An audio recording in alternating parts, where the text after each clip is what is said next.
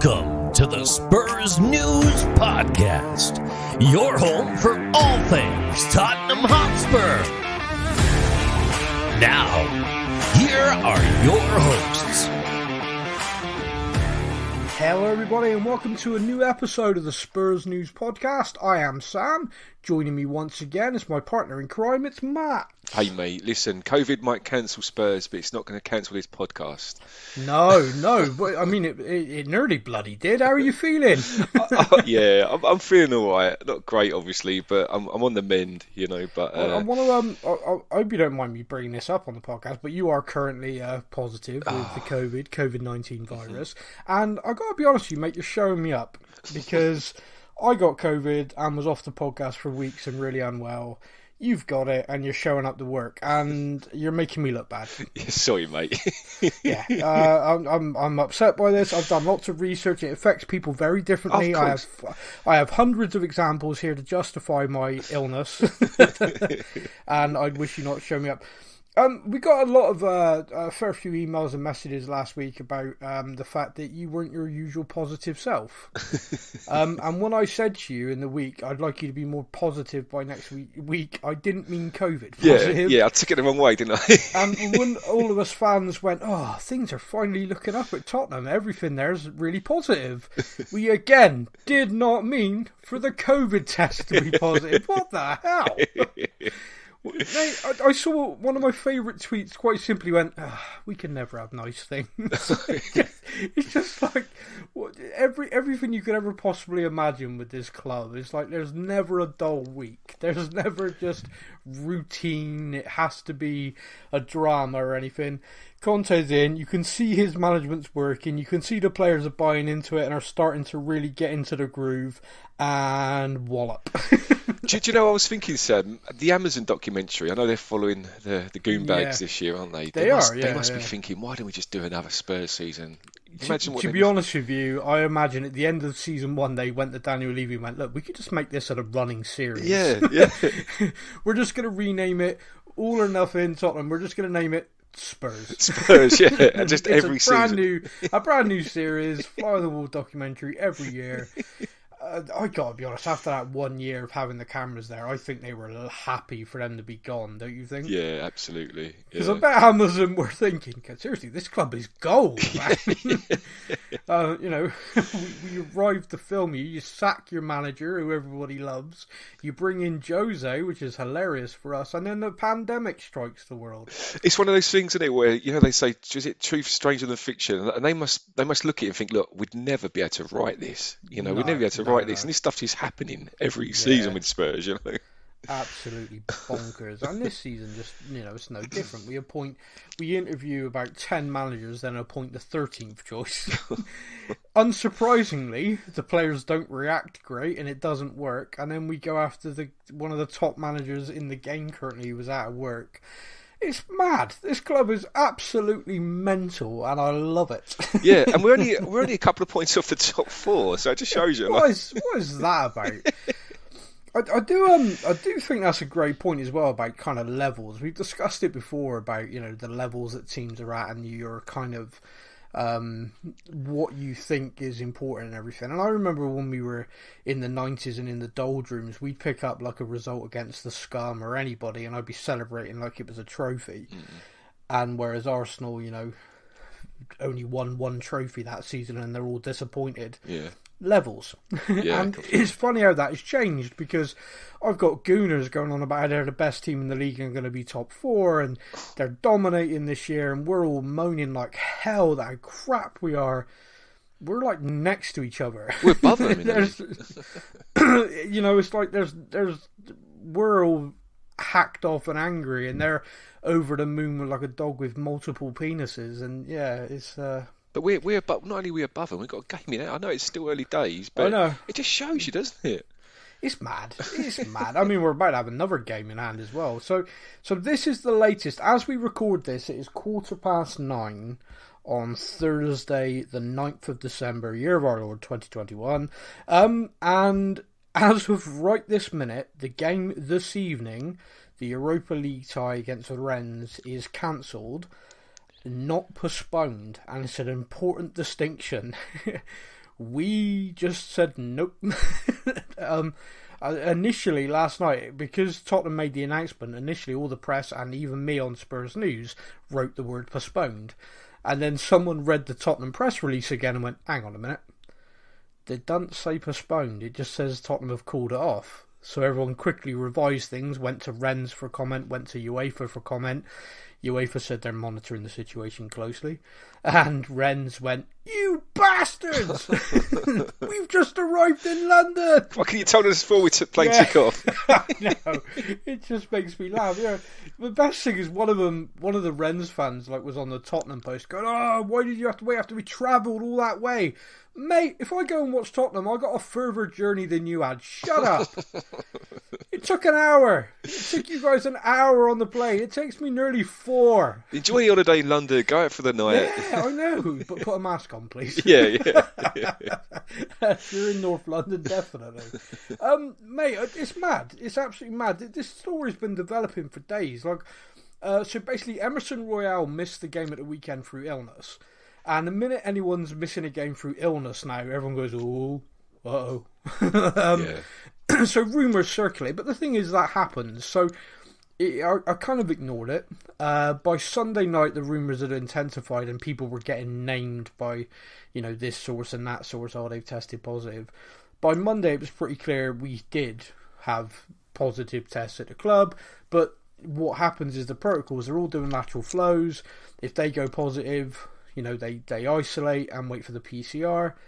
So the club obviously weren't going to announce anything because they've had it in the past. Like with Sonny return, they had false positives. It wasn't that. It is a full-on outbreak at Hotspur Way. And as of right now, like I said, 9:15 in the morning, there are 10 players who have tested positive with PCR confirmation and an additional 6 that are awaiting PCR confirmation of a positive lateral flow. Now, if that is confirmed on PCR today, then we have met the UEFA rule for postponement of that game. So in theory, UEFA should allow us to rearrange the fixture. I don't think they're going to, though. I don't know about you, but I've got a feeling we're out. I think they're going to make us forfeit. If they do, if it does go to a rearrangement, and it has to be, I'm of the understanding it has to be played before the end of the year, the calendar year. Yeah. Where would they fit it in anyway? No clue, because France has a break as well. Yeah. So unless Rennes were willing to play in their break, which by the way it would appear they're not. No. It would appear that they've. I mean, it's quite a clever way of making sure you go through, I guess, by kicking up like crazy. Oh, these Tottenham swinehunds, the pig dogs, they cancelled on us. I'm using every joke from a lower low there, if anyone's old enough. And they've cancelled on us, so it's not our fault. We travelled, we're heroes, look at them, UEFA. It's kind of a nonsense, because I can't imagine there's one player in that Rennes team who fancied going up against a team that's basically COVID riddled. Yeah, of course. It's mad. So they wouldn't have wanted to play the game. They'd have wanted to go, no thank you. I've got Christmas coming up. I don't want to run that risk. They've got their winter break. So these players would like to be going away healthy, I'm sure. So it's kind of a madness. It's kind of like a political posturing thing of shouting your head off in the hope that UEFA turn around and go, yeah, Tottenham, you shouldn't have called the game off. Therefore, you're in breach, it's forfeit, and Tottenham are out. Rennes go through happy, and it's all a bit of a nonsense. So what would your feelings be if by the looks of things it does look like we forfeit the game and we're out of the competition? I gotta be honest with you, it's been a difficult competition for me to watch because I found the players' attitude towards it really frustrating. I think I said it last week. They are acting like a group of players who believe this competition's beneath them and they're too good for it. That could well be the case for a number of them, but for me, your attitude should be, I'm too good for this competition, so I'm going to bloody prove it by winning it. Yeah, not just dropping out. Yeah, no, I get that. I did see. I don't know if you saw. Excuse me, mate. Did you see the interview with Ben Davis recently Yeah, when he I was did, talking. yeah. This was the one when he was talking about when Nuno played a completely different 11, Yeah, yeah, and he said it had that. We felt like we were the B team, like we were the yeah, inferior team, yeah. and No, it's really interesting because from a psychological point of view, that would affect you if you're thinking, well, we're clearly not we're the lesser of the important it 11s. would. But Yeah. then from a psychological point of view, like you said, why wouldn't it have then made them think, look, I don't want to be in this second 11, I want to be in the first No. 11. Let's show the manager that I'm too good for this second 11, you know?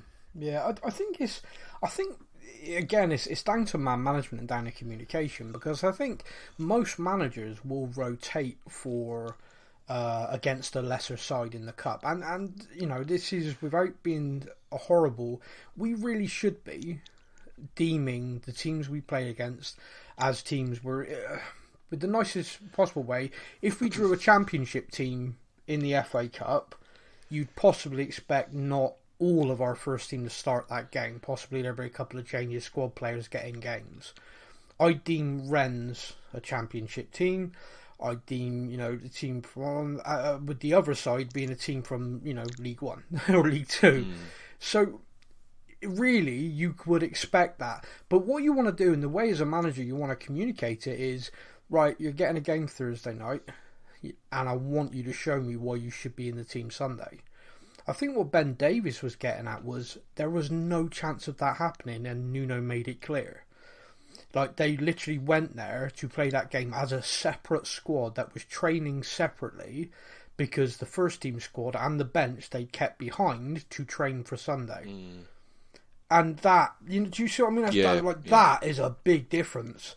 I almost felt like that could have been Nuno's nail in the coffin, by the way.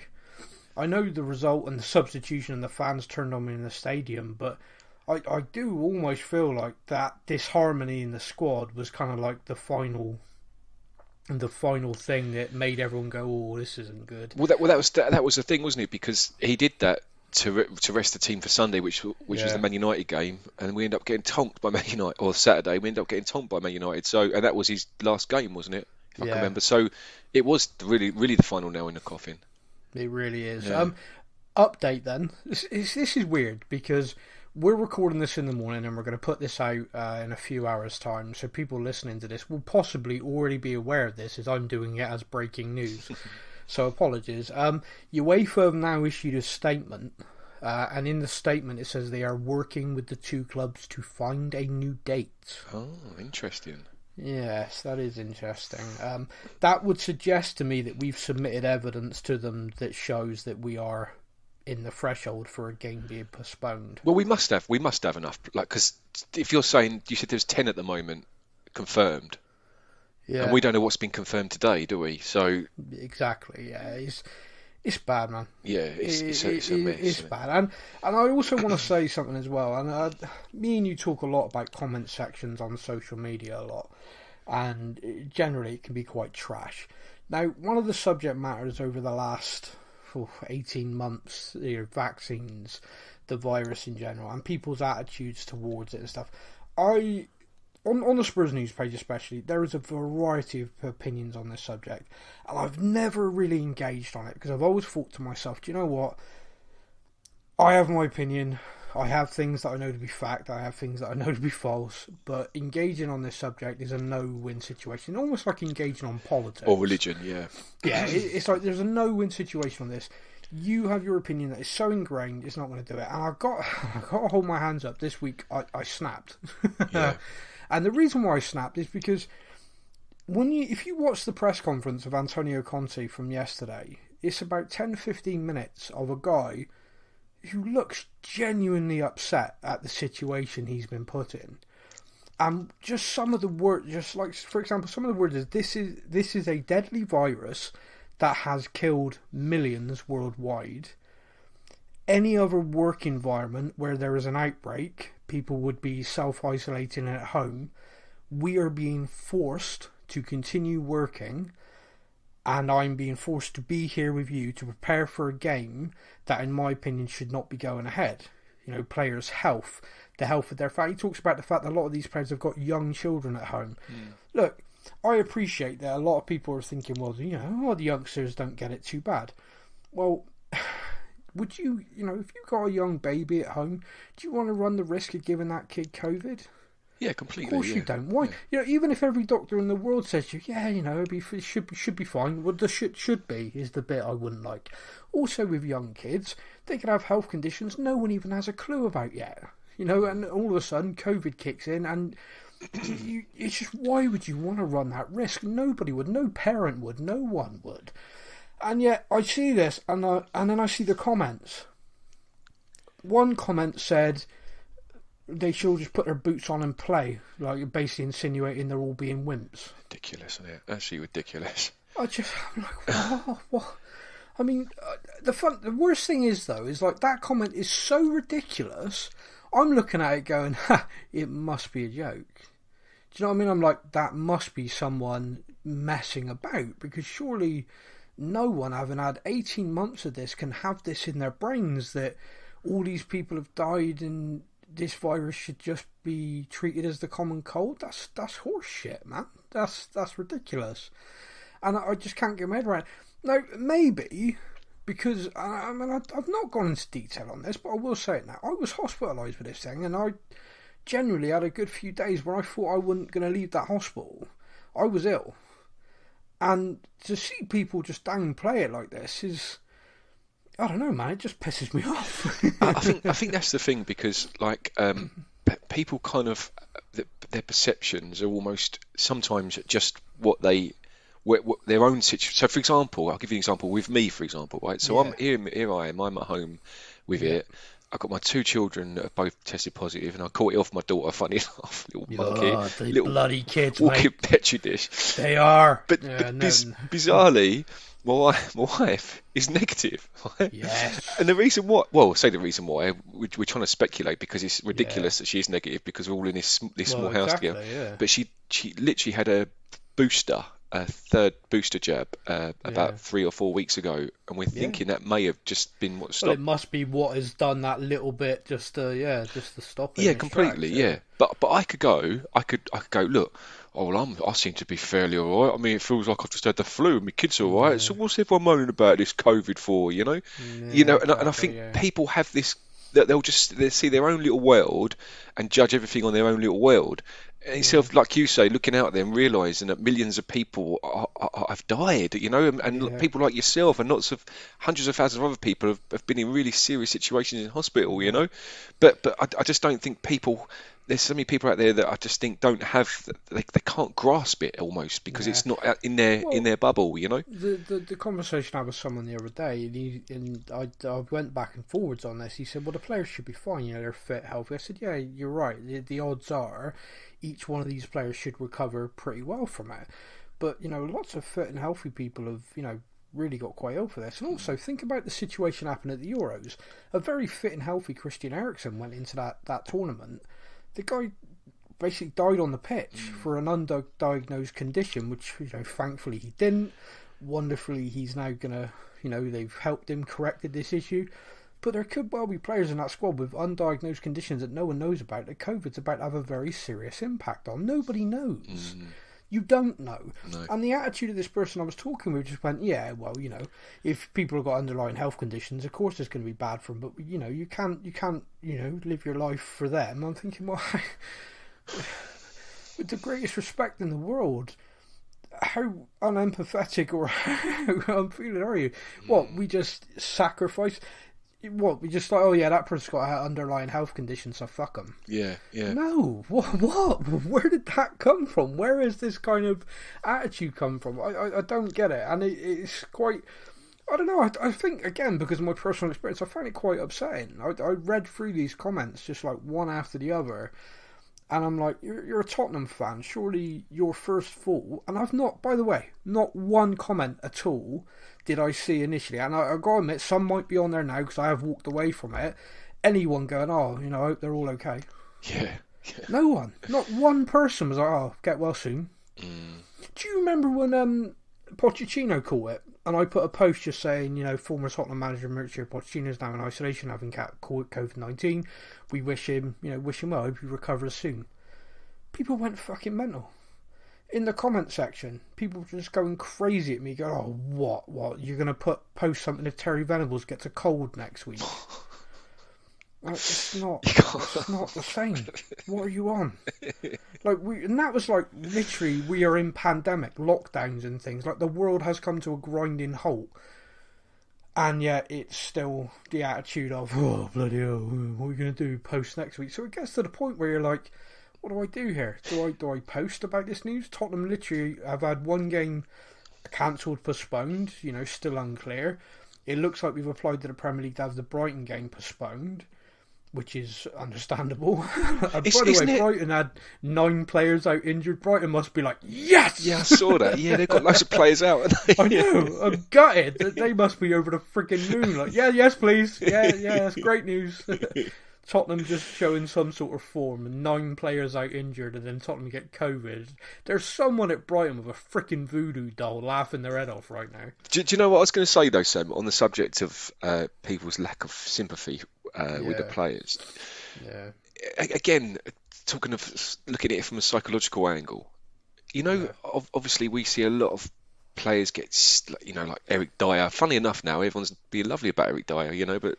Yeah, that'll change the minute he misplaces a pass. There you go, But the way people on social media comment on him and comment about him, and it's like the nasty. It's not just him, obviously, but like a load of if we lose, then everyone gets it, and it's almost like I think anyway that football players are almost, in a lot of football fans' minds, almost dehumanised. Do you know what I mean? I know it's a weird way of saying it, no, but they almost don't see them as people. Do you know what I mean? It's like the way they're attacked all the time. Like, you'd never walk along the street and just randomly attack people, like not physically, obviously, but verbally, like they're attacked. So when you say that, we've got all these players that are off, and I agree that they're in general young, very fit young men. Yeah. So chances are they're going to be asymptomatic, but like you say, you don't know. You kind of want to have a bit of sympathy for them, the fact they've got it, Yeah, get well soon and have a full recovery, please. But people not seeing that, it's because I wonder if it is linked into just this view that so many football fans have of football players, and wonder if that's anything to do with the money they earn or the status. I think it's the money, because how many times have me and you seen on there?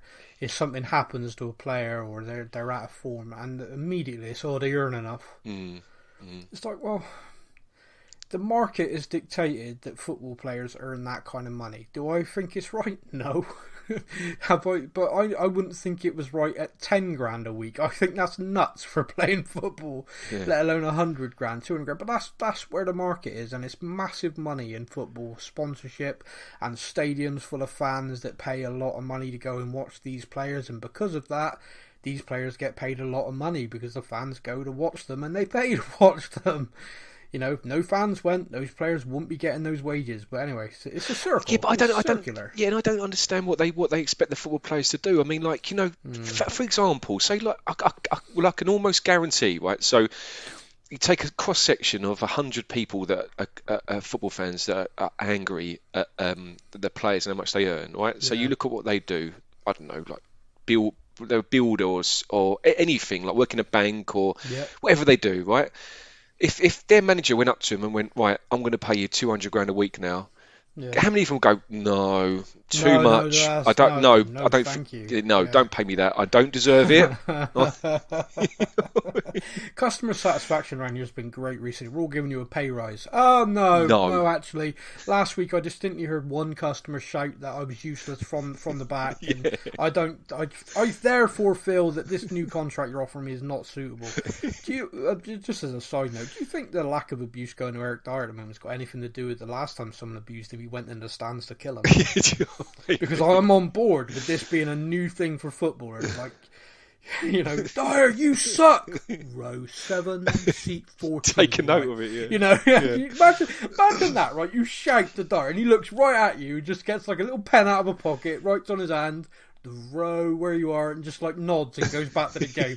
You break yourself. Oh, hello. The other thing that I think as well that people sometimes forget is perspective. Like, you know, if you're up in the stand, they all look quite small. I got a mate who's about 6 foot. He's quite a big kid, and he had a picture taken with Eric Dyer recently. My mate looks tiny next to him. He's a big fella. Dyer's a freaking unit, and there's a few of them there that you probably, you know, I give Harry Kane a lot of stick at the moment. I probably wouldn't say it to his face. No. I mean, I'd say it and run. You know, let's face it, he doesn't appear to want to run at the moment. He ain't going to chase me. God, here we go. Is that every week? Yeah. my daughter, who has inherited, probably because of me, this kind of, Kane doesn't like us anymore, so I don't like him. You know, really mature attitude that I've taken. And she said to me, she said, I was in school and we were all talking about which football team we support, and my teacher's a Tottenham fan, and he's got a Harry Kane mug. He said, so I told him that, well, there you go, Kane is a mug. And he sent her out. Sent her out. She had to go outside and count 5 minutes and then come back. And she's like, I don't get it. I was like, well, some Tottenham fans are very defensive of him. I said, and then there's me. I was going to say, you're gonna have to take the blame for that, I think, Sam. I take the blame for most things she does wrong, to be honest with you. She gets wonderful grades, and like, she's a really hard-working little girl who's great. She says something to someone and it goes wrong. It's she gets that from her father. And what makes it worse is they're right. They're right, yeah. There's no denying it whatsoever. Everything she does, I go, ooh, yeah, that's difficult for me to be critical of. Sorry about that. Yeah. So yeah, I mean, that made me laugh. But I don't know what else to say on this, really. I think I struggle with it because I can respect people having different opinions on things, and I genuinely can. Like, one of my friends is someone who has not got vaccinated and hasn't had her 2 kids vaccinated because she's generally fearful of this vaccine. In her mind, it's rushed and she's fearful of it and she wants to wait. Now, I don't agree with that, but I can respect it. That's her opinion, that's her view, it's her family, it's her choice. And I'm the same with that with everybody. You know, I got my opinion that I'm going to do for me, my family, whatever. You got yours, that's fine. And we could argue about it, but there's no point. You know, that's how you feel. And I don't think it's my place to force my view on anyone in any subject matter. But I do find it frustrating with the people that just spout crap. Does that make sense? Like, she's made the decision based on that, and she's made it, and she's openly admitted it's because I'm a bit fearful of it. That's fine. Okay, whatever, that's fine. But then it's the people that spout the absolute nonsense that I don't get. And we've had that in our comment section about COVID now, where one guy who I engaged with was just going on about how the tests aren't real. Yeah, well, there's too many tests being done. That's all the problem is. Oh, for God's sake! I'm like, wasn't that Trump's logic, wasn't it? When like he was complaining. Yeah. Well, the reason, They're testing too many people. Yeah, this is the problem. Not my fault. COVID numbers are up because we're testing more, and everyone's like, well, yeah, it means we know. It doesn't mean those numbers didn't exist before you tested them.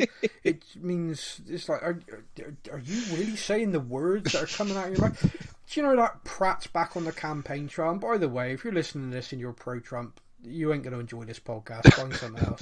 Because the guy's a thunder cunt. He probably is, isn't he? Yeah. And so he's back on the campaign trail in the US. This is going off on a tangent, never mind. And he gave a speech, like his first kind of war cry, and he basically used a double negative to describe himself. So in essence, he stood there in front of all the people and said he was the worst president ever. Right. Because he said, I am not a president or something like that. And so everyone listened and went, he didn't stutter, he meant to say that. He literally just stood up in front of this whole auditorium and said, I am not a good president. Go on and bet it. Yeah, so it all got written up, and apparently it's fake news. Despite the video and the recording and him actually saying it. It wasn't him.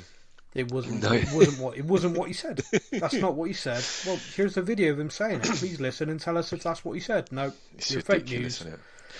Do you know what I'll say with the vaccines? Excuse me. Yeah. I appreciate what you're saying, that everyone's entitled to their own opinion, and they are. Like, Yeah. I do appreciate that. So Yeah. you can't force your opinion on someone else. No. The only thing that I find frustrating is that appears, and look, don't get me wrong, I'm not, you know, so me personally, right, I will trust the experts, okay? Yeah. So if you've got 100 scientists and 99 of those scientists are saying this is safe, and then you've got one scientist that says, oh, I'm not quite sure, let me have a look into it a bit more. Yeah. Instead of grabbing onto that one and going, well, there you go, look, there's one expert who's not quite sure. I'd rather listen to the 99 that are telling you it's fine. Well, it's called confirmation bias. Yeah. So basically, if I go onto the internet and I type in, are chickens gay? I will find an expert somewhere that tells me in an article that they believe chickens are homosexual. And therefore, I have just confirmed my opinion. And that is called confirmation bias.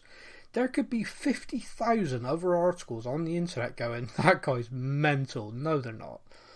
But it doesn't matter, because I've gone online, I've found the article that I was searching for, which, by the way, I have searched for directly by typing in this, and it has found it, therefore I am now correct. And this was the conversation I had with this guy about tests. He's like, well, leading scientists in the world have said that the tests don't work. No, they haven't. There are scientists and there are research out there who say that they don't think the tests are up to the standard they should be and we need better testing. That's true.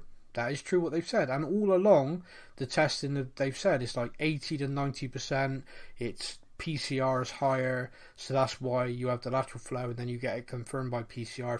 If you're positive on both, then you've got a very high probability that it is correct. Mm-hmm. However, that's not right, because he's typed in an article, is testing wrong, and some scientist with a cool lab coat and a doctor in front of it. They've done experiments like this on things where people have actually created a whole thing, like used stock photos of a doctor, created a whole persona for this doctor, created a website and just written crazy ass things. And people have used it. Like, even newspapers have quoted this doctor in articles, say, oh, you know, this doctor said that COVID virus could have originated in badgers in Basildon. And people are like, well, there's a doctor saying it, so, you know, oof, there you go. It's confirmation bias. It's nonsense. And like you just said, if you've got a situation where the vast majority agree, yeah, this is the right course, here are the risks, but we think this is the right thing to do, then it comes down to you as a person. Like, my daughter getting a vaccine, there was an article the day before, like literally the day before she's due to get it, she's 13, an article saying that in some kids her age who have had COVID in the last however long, which unfortunately she has, because she gave it to me, little shit, said that they're getting inflammation of the heart. That, as a parent, is like, whoa, what? Hang on, let me, what the hell? This is the day before studio. This is a BBC article on the website. When I read the actual article beyond that headline, the actual article says 7 cases out of 18 million, no fatalities, easily treated. And so basically the odds of it happening from this vaccine is the same as being struck by lightning. There you go, yeah. I let my kid go outside. I don't ever get to the door and go, oh, no, dark cloud, you ain't going anywhere, could get hit by lightning. Nobody lives their life like that. Yeah. And that's what I had to say to myself. I literally had to say this to myself because my initial reaction as a parent was like, nope, no way. But I had to stop. I had to read it. I had to take the moment to go, well, hang on a minute. I let her outside to play, you know, let her ride, thunderstorms with a kite. No, I don't do that. But yeah, you've got to kind of look at these things and kind of weigh it up and make your own decisions. And that's the thing as well, Sam. Like, you know, this is the thing about it. So we're weighing up the risks of having the vaccine, but by not having it, you look at if and again, I don't want this country, or I don't want this world to go Orwellian and everyone being forced to do something. Right? No, I don't want that. None of us do. So that's not what I'm saying. But at the same time, if everyone just thought, look, there's very, very minimal to no risk of ridiculously small risk of anything happening. If I had a needle put in my arm for a couple of seconds, but then if everyone did that, then we wouldn't have all these different variants. These variants wouldn't exist. But we'd probably have got rid of it by now, you know. Yeah. But that's the frustrating thing. It's the frustrating thing that it's people are allowed to have their opinions. I get that, and people are allowed to go to listen, to read what they like and believe what they like. I understand all of that, but I just find it so frustrating that we could be in such a different place if less people believed crap.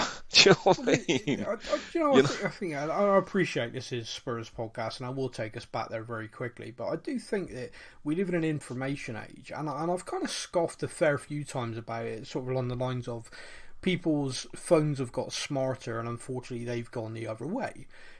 So basically, you've got all this information at your fingertips. And like I mentioned about confirmation bias, like if you've got a fear and you go online and you research that fear, you're going to find people that agree with you. And suddenly, by having people that agree with you, you're right, okay, I'm right. You know, it's confirmed. You know, because so and so agrees with me, and that guy's a doctor. So that kind of happens, and I think the problem we've got in this country, and I can only speak to this country for a moment, is our trust in politicians was destroyed by the expenses scandal all those years ago, and I don't think we have ever fully recovered the trust in politicians in this country. And the biggest problem is that on a regular basis they do stuff or something comes out that reminds you that you can't trust them. And because of that, when it's them who have to act as a government to stand up to us and go, right, this is what's going on, this is how we're going to fix it, trust us. Of course there's going to be a lot of people that go, no, why would we trust you? You're all lining your own pockets, you're telling us to do one thing and doing something else yourselves. Why should we trust you? And that is the issue, the erosion of confidence. In the ye olden days, people respected the authority of the land because they trusted them. They were probably just as bad back then, but there wasn't a 24-hour press media to expose them. So they would listen. Like, you know, if in the 1930s World War II's going on and they said, right, everyone turn your lights out every night because otherwise you're going to get blown up, everyone did it. Yeah, of course. Now it's like, have this injection where you could die. No. Don't trust Never. you. I don't trust you. God, you're in league with the pharmaceutical companies, aren't you? Anyway. Right. Right. Well, we had to talk about COVID. You know, it's a big part of the podcast this week, so we have got a little bit sidetracked. However, I do think this is a perfect time to bring us back to kind of Spurs news, bring us back to everything. And we've talked about COVID, and you know we're going to park that now. We're done. This is the perfect time to talk about shaving your testicles.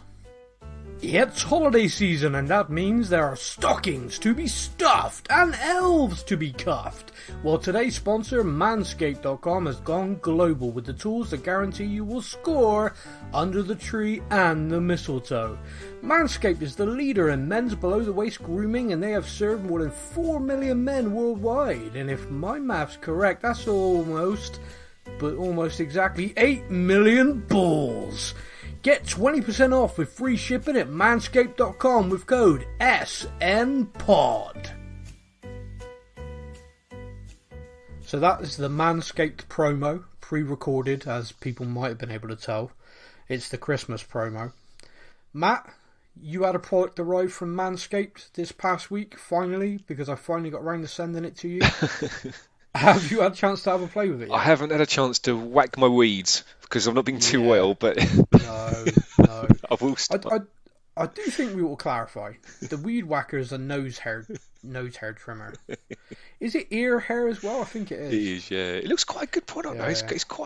It's quite a what's the word I'm looking for? You know, it feels like really expensive to hold. You know, I'm like. There's a joke there. There's definitely a joke there. Yeah, you're right. I've got one. Premium. That's the word I was looking for. What age, by the way, did you finally sort of look at hairs coming out your nose and go, "Oh bloody hell"? My late 30s, mate. Which I know where you're kind of getting to now. You know. Yeah. Well, no, I turned 39 in January, and so I think it was during lockdown. I was like looking at myself in the mirror. I went, "What the living hell is going on with my nose?" It's been a dark time, to be honest with you. There's young people listening to this going, what? And there's people older going, ha ha ha, in your face. Yeah, no, it's not fun. But yeah, the Weed Whacker does a really good job, actually, because previously I was sort of razor blade, sort of trying to angle, trying to, basically pluck them out, which, by the way, will bring a tear to your eye pretty quickly. Yeah, don't do that. These things are rooted. My poor father-in-law, every time he gets a bout of the sneezes, is because he picked a nose hair, and then my mother-in-law will be like, "Have you been picking nose hair lately?" So it's a giveaway. So maybe I can think. Love that. I've now realised his Christmas present. Oh, the Weed Whacker. And if you want to get him a Weed Whacker, SN Pod, 20% off and free shipping. Fantastic. We are great at that. We're like the best promotion people for them ever, he says, laughing to himself. We've got that deal till January. Anyone else, if you've got a company and you wish to sponsor this podcast, get in touch, because we're basically whores. We'll do anything for money or products, as this is proven. we wasn't making any money on OnlyFans, was we? So yeah, we're not making as much as we thought we would. Laura made it look so easy. Since I've had mine, there's like 0 subscribers, and they keep asking me to remove the page. I don't know what that means. You get emails from them going, "Please stop posting content. You're killing us." That's rude. Very rude. What do you want to do about our YouTube channel, by the way? Because I kind of started this on the view that obviously the podcast is going to be posted there, and a couple of people have commented it's quite nice because they got a YouTube app on their TV. So sometimes if they're doing stuff, they don't want to watch anything, they stick YouTube on the TV and they can listen to the podcast that way. Oh, I just remembered something. I've just remembered this. Sorry. I've recently learned that you can get our podcast via the Alexa device, where you can say, "Hey Alexa, please play the Spurs News podcast." And Alexa will not only say, "Okay, playing the latest episode of the Spurs News podcast," she will then say the name of the podcast. Oh, we could have so much fun with this. Yeah, tell me about it. I mean, I'm genuinely thinking about, okay, playing the latest episode of the Spurs News podcast. Alexa is a dumb, silly whore. Playing now. I mean, I could, but I can't. Does Alexa say swear words? No, they beep them, because sometimes I request rap songs and it's like she has to read the title like, "This is beep N-word by..." Here we go. This is what we're gonna have to name the episode. Sol Campbell, you're a beep beep beep beep. Yeah. We'll definitely do one. Name that, yeah. Do you know? Send Alexa into some sort of meltdown. Exactly. Yeah. Talking about abusing Sol Campbell, I wasn't at the Norwich game, obviously, because I'd had my test by then. But I wasn't actually the Brentford game. I wasn't actually feeling that. I was feeling fine. I wasn't feeling bad at all. So obviously it really come on by the time the weekend came. So I took my daughter to the Brentford game. Yeah, I remember. And she. So I said to her, "You might hear the odd swear word. So just don't tell mummy, okay?" Like I tell Seb all the time, don't tell her. And then after 15 minutes, the Sol Campbell song. Oh, no. Sugar. Yeah. Right, she's like, "What are they singing, Dad?" I can't make it out, darling. Yeah. They are singing a happy song all about sunshine.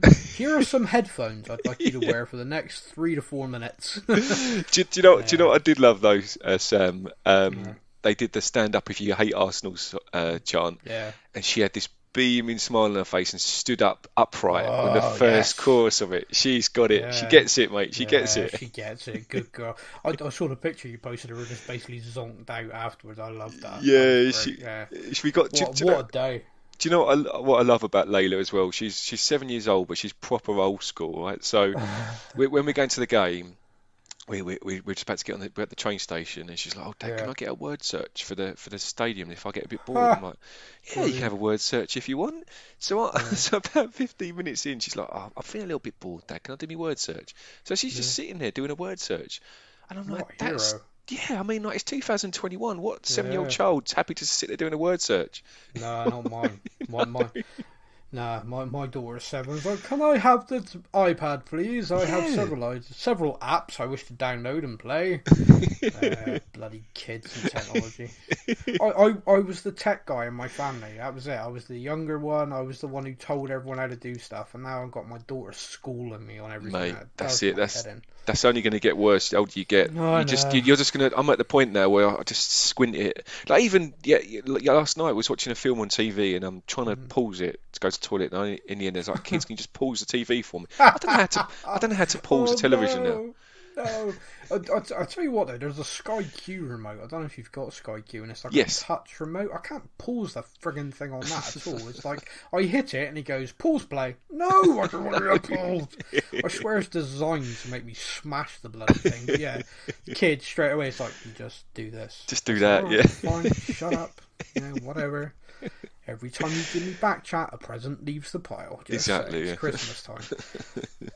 But yeah, so it is time now to head across to the social media for Spurs news, and we will get the questions from fans of the page. Now it's time for your comments from our social media.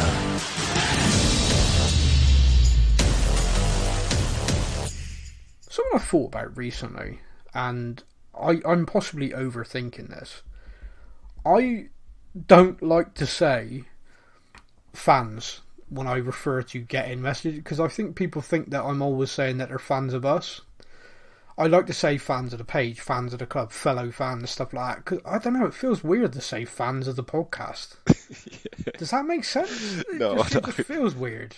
I can see you. You say Spurs fans. Over to Spurs fans, over our fellow Spurs fans. I do that on a regular basis. Yeah. But yeah, it does. If I say like, there's a message from the fans, I'm like, oh, that sounds so cocky. We haven't signed an autograph yet, Sam, have we? So no, that kind of sucks. Although I did have someone ask if we did T-shirts. I'm like, why would you want Spurs news on a T-shirt? I don't mind signing that, to be honest with you. Yeah, I'll sign it. Yeah, if you want an autograph, let us know. They're a tenner, right? Started on Facebook. We've only got one on Facebook from Ryan Miller. Ryan says, "What are your plans for the Christmas special?" Okay, I'll come back to that because I haven't talked to you about that yet. So we'll do it on the podcast because it looks like both our games are cancelled, so we need something to talk about. Also, I think there should be a new part of the podcast called Matt Moans, where you can moan on one particular Spurs thing each week. Do you think that would be therapeutic for you? No, because I was doing it last week for a bit of fun, and I don't like moaning. I never noticed. I never found last week a problem at all.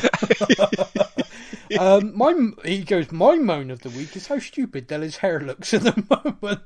If he spent more time training and less time in his multicolored hair, he might actually do something on the bench. Ryan, are you really insinuating that Dele does his hair more than each? I mean, at the moment, that could be true. But... do you know what I love most about that comment? And I don't know if you've seen it on there, but the accusation of being a racist psycho for saying his multi-coloured hair. Crazy. Yeah, I did see that. As Ace Ventura would say, alrighty then. Okay, fair enough. Yeah, so Ryan, you racist psycho. I don't think if he spent. I did see actually that someone put Dele Alli goals in the league this season 0, new haircuts 3. I was like, oh god, has it really reached this stage that it's that bad? Yes, okay, Ryan, you're entitled to your moan of the week. I hope you've enjoyed that. I've read that out for you. Matt will not be doing Matt's moans because I don't think I could handle that every week. I don't think I felt. Listen, as much as I was messing about, I felt really uncomfortable moaning all game. You felt uncomfortable last week. Every time I said anything, you went, "Yeah, but we're shit." I was like, "Oh my god." If I wanted this conversation, I'd have it with anyone on Twitter. I speak to you because even when I'm feeling crappy about things, you tend to cheer me up. Oh, listen, honestly, like I know it's all got the shit's hit the fan, hasn't it, with COVID? But yeah, I know the Norwich game. I mean, I know it's bizarrely they had a lot more possession than us over the course of the game, which is Yeah, they did. Yeah. but it always felt comfortable. It always felt comfortable, and No, I thought so. I think they had one chance early on, which I thought Pukki probably could have done better with, but Lloris saved it quite well. And I think they had one in the second half. But like I said on this before, Premier League teams, they are going to get a chance. You could be the best defensive unit in the league, unless you were playing us where we couldn't get a shot on target for 4 freaking games. Yeah, but how distant does that feel now? That kind of... We are creating chances for fun now, and if we had a striker who knew how to score, we'd have won that game by a lot more. Completely. Yeah. Look, I think the things with Kane, it's quite obvious at the moment that his form is well off. I mean, that time when he tried to chip the goalkeeper, when he tried to chip Krul, that's was routine. Way off. Man, this is like cow's ass with a banjo, barn door territory. He is generally so lethal. To see him like this, it's like he's playing in August in his mind all the time. It's so true. It's so bizarre. You just don't expect to see it. It's a bit like when he takes a penalty, he scores, and it's almost like watching him miss penalty after penalty, thinking, what's going on with him? Yeah. Well, because we had a Europa Conference League game where he bagged a hat trick really quickly, and his finishing was lethal. Like all 3 goals he took was like, wow. That's kind of Kane of old. Bloody hell. Clearly he's snapped back into some sort of place. And it never happened. I genuinely thought off the back of that he was going to be on the way, and it never happened. We can question attitude, question everything like that. I think Conte in charge, he's definitely on board and buying into things. Yes. I think as a team, we need to get better at creating. And in the last game, like the Norwich game, we did. Like he had 4 chances that typically you'd expect him to have bagged at least 2 of those 4 chances. He had a couple of others as well, but they were more marginal. But I can think of 4 chances in that game where typically you'd expect Kane to score. And he's one of those players, he takes on shots. So it's odd.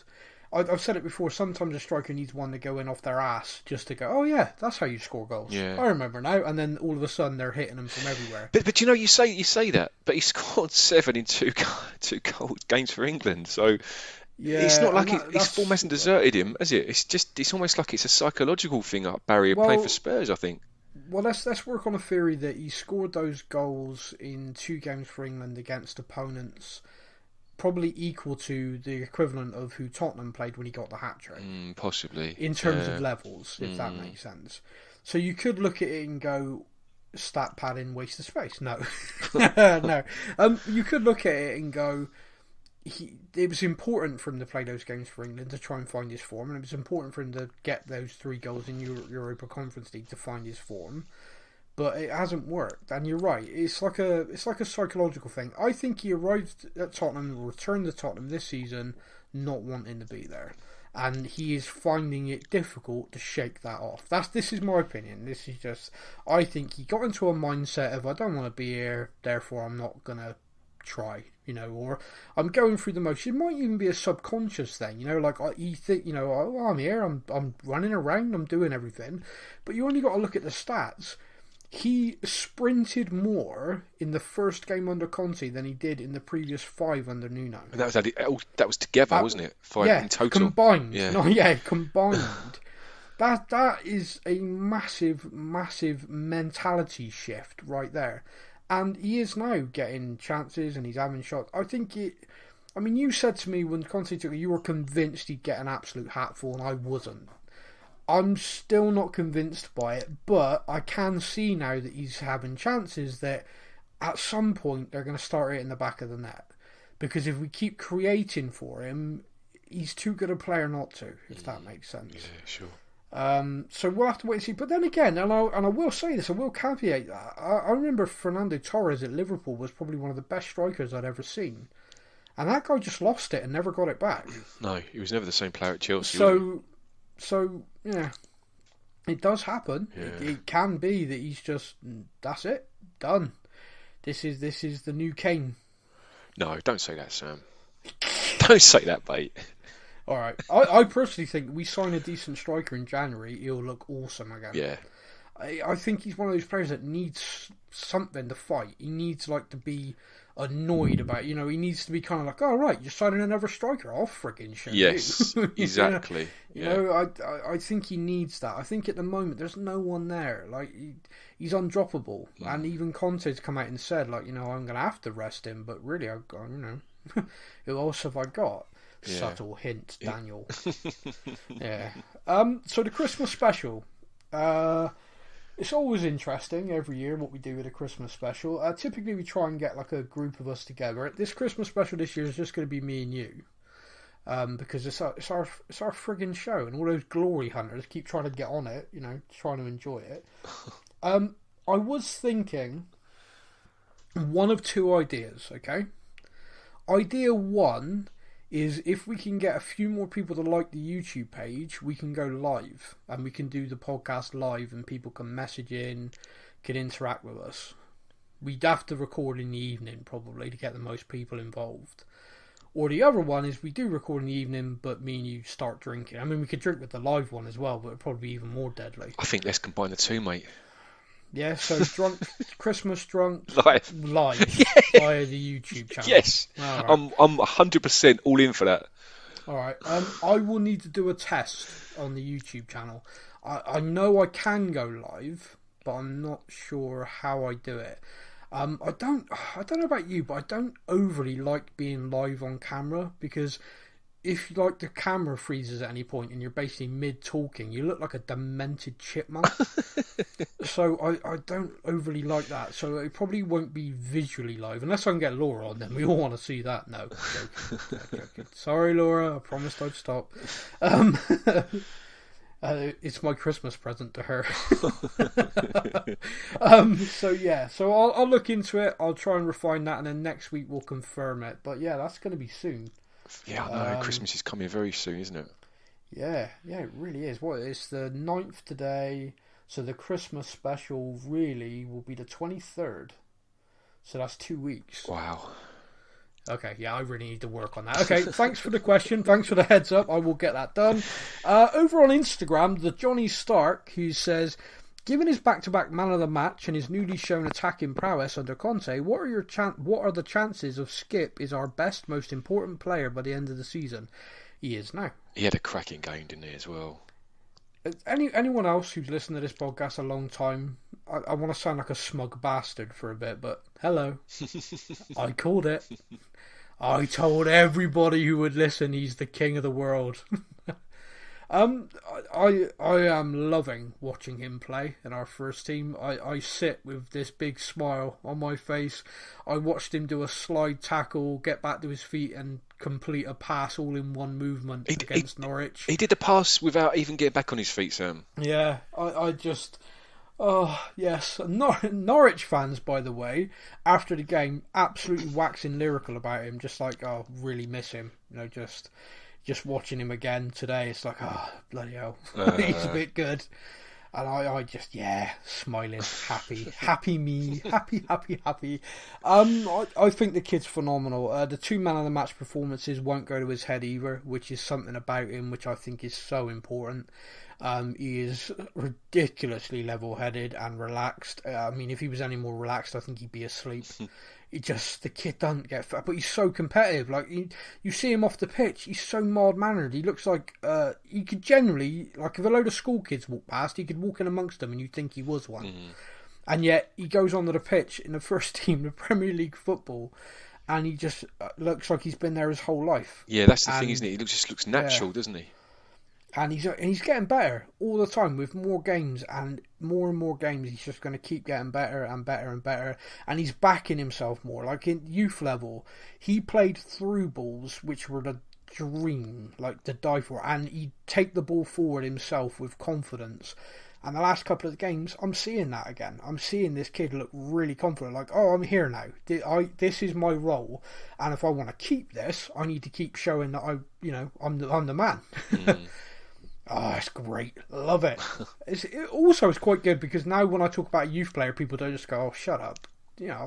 Genuine. Look, backing it up. Go on, Ollie. No, he looks the real deal now, doesn't he? Yeah, good lad. I like him. Last week, Laura forgot to send us a couple that she had in her messages, and so I saved them for this week. So talk amongst yourselves for a minute, because I saved them and now I can't remember where the bloody hell I saved them. There you go. She'll shout at me again. This is where you need your daughter, Sam, to show you where you saved it.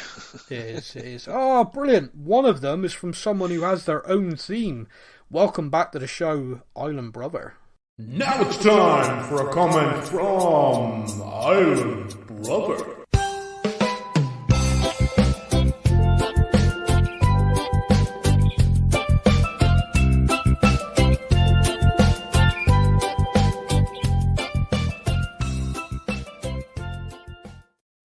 Yeah, I definitely need my daughter to show me how to work this. I don't know how I'm going to do this live, because I edit this stuff in. Oh, okay, I really need to think about this. Okay, so Island Brother says, "Hey guys, been a while. Lovely 150th podcast. Really enjoyed that. Those kids are a riot. Don't talk them up. They're arrogant little sots, all of them." So Spurs, had the first half against Leeds, then the second half.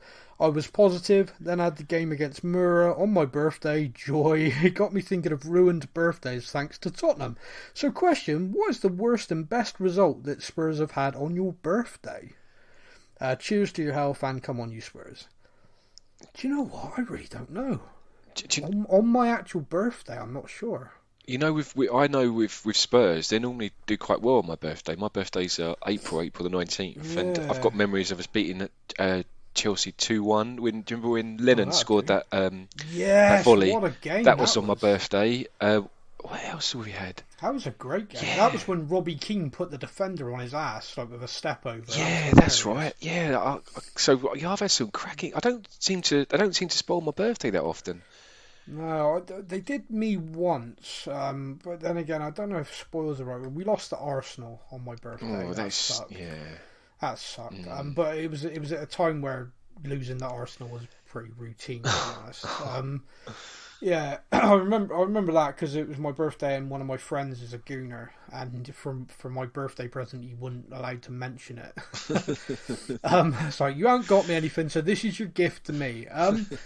But yeah, no, I can't think of it. I unfortunately can't think of it. I do share my birthday with Eric Dyer, which I like, 15th of January. Oh, awesome. I like that. Eric Dyer, he loves me. Unfortunately, you got a few years on him though, Sam. Yeah, all right. God, that was uncalled for. It's like when Laura came on here and said I was 50. Yeah. Well, you all know that's just called projecting.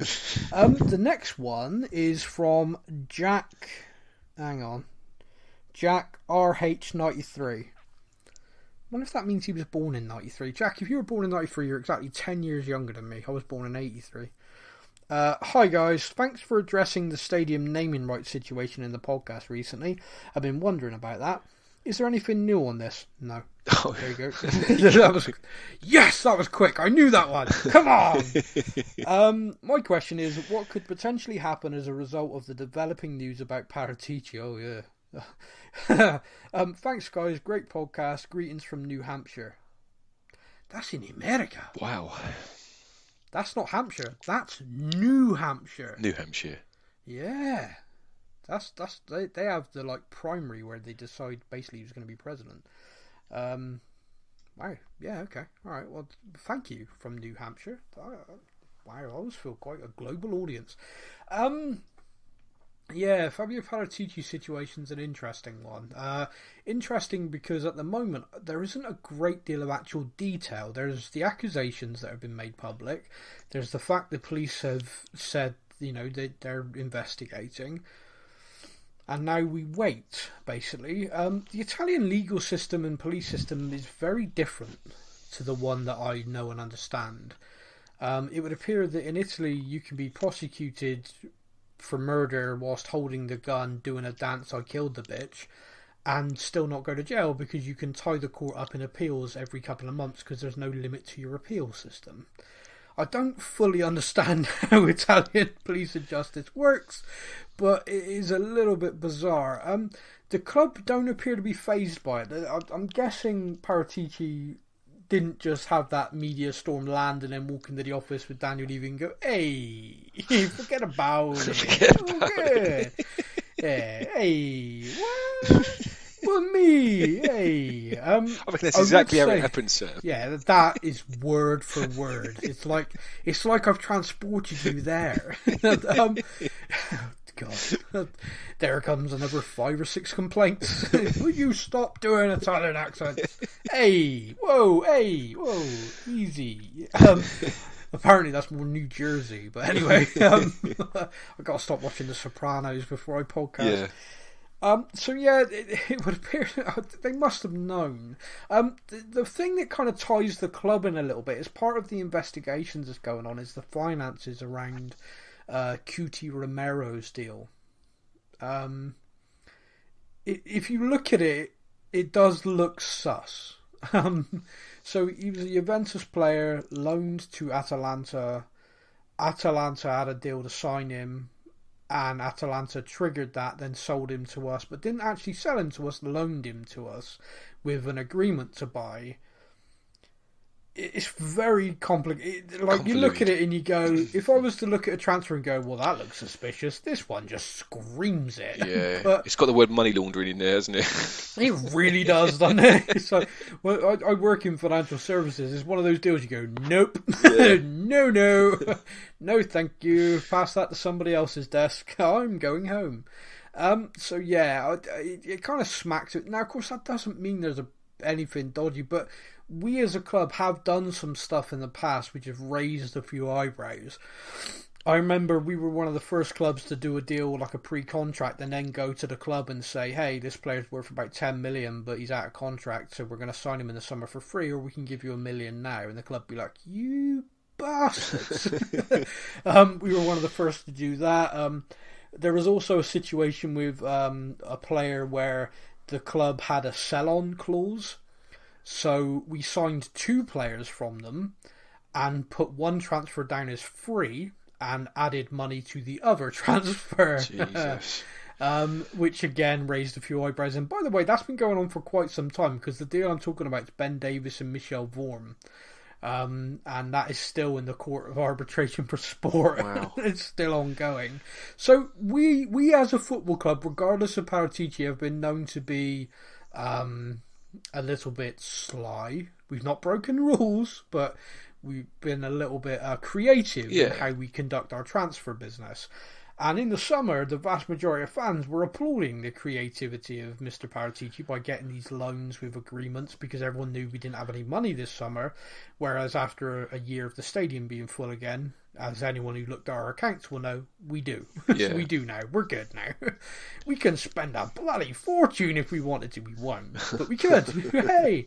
But yeah, so that's all there now, and we all applauded. Hey, that's really good going. I don't think any of us quite realised that, QT Romero was actually technically on the books at Juventus, and they'd done a deal to sell him for X, and Atalanta are basically making about 30 million on top of that by literally getting him to sign one bit of paper on day 1, then this next bit of paper on day 2. There's something odd about all of that. And if it is a case that there's some agents and some people, possibly Paratici, who have lined their pockets for it, then that will come out, because it's being investigated now. Hopefully it doesn't, because obviously I think we've needed a director of football, someone to take that side of it away from Daniel Levy for some time. His first window, I was impressed. I know some people, the jury's still out, and that's fine. I was personally impressed. I think January is going to be a even bigger challenge, and I do think we have to do business. I don't think we can afford not to. So yeah, it's going to be interesting. It would be sod's law and very Tottenham if we finally get one that looks really good and he gets jailed. The new Spursy getting COVID, director of football jailed. that will be the moment when the Amazon documentary filmmakers will be like, for fuck's sake, please let us come back, please. Yeah, no, we're over here with this stupid lot who just lose the odd game to make Spurs happy, and look where we could be. Yeah. Do you think you'll watch that when it airs? If they have a really dreadful season, then absolutely. I mean, there's already 6 games I can watch them lose, so Yeah, in the league. Yeah, fair. Yeah, fair point. Yeah, all right. I'll look at the worse the season is, the more I'll be inclined to watch it. So basically, Amazon are working on profiteering from the Arsenal fan TV model. Basically, yeah. Hoping that they crash and burn because the vast majority of people love to see that. Yes. Yeah. Just on that, just very quickly before we wrap up, because I think doing a podcast on Spurs and stuff like that, we have noticed with us that if Tottenham do badly, the fans don't really want to listen to Tottenham content. They just want to go, do you know what? I want to forget everything about football for a bit. And so our listening figures go down. When Tottenham are doing well and we're winning games, our listening figures get a bump because everyone wants to consume, like, yeah, this is great. We want to really consume it. Like the Arsenal fan TV thing, if Arsenal lose, like they lost to Everton, I think it was the other day, like a last minute goal. That's right. Arsenal fan TV got like inundated, like they were swamped, and that's fans from every other club just basically wanting to watch them melt down.